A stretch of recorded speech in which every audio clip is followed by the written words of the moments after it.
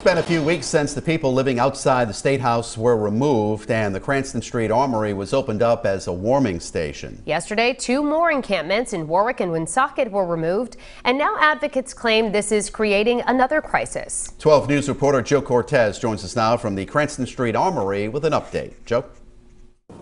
I spoke with the Amos House program coordinator today, and she said they have tripled the amount of people staying here at the Cranston Street Armory since they first began. And with those colder temperatures coming in next week, advocates are worried that the clock is ticking.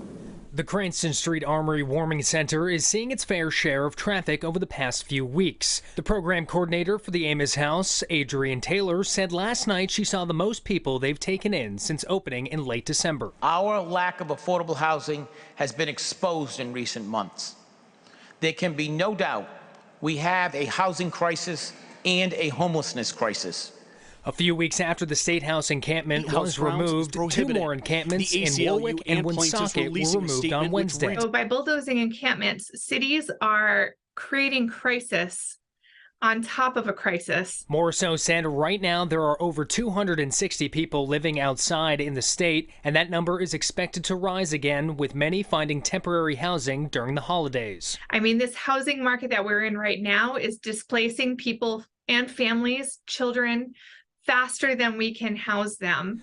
Morrisseau, a resident of Woonsocket, said she is disappointed in the lack of communication between both sides before they evacuate the area. I'm concerned about how our city managed the evacuation or the bulldozing of yesterday's encampment.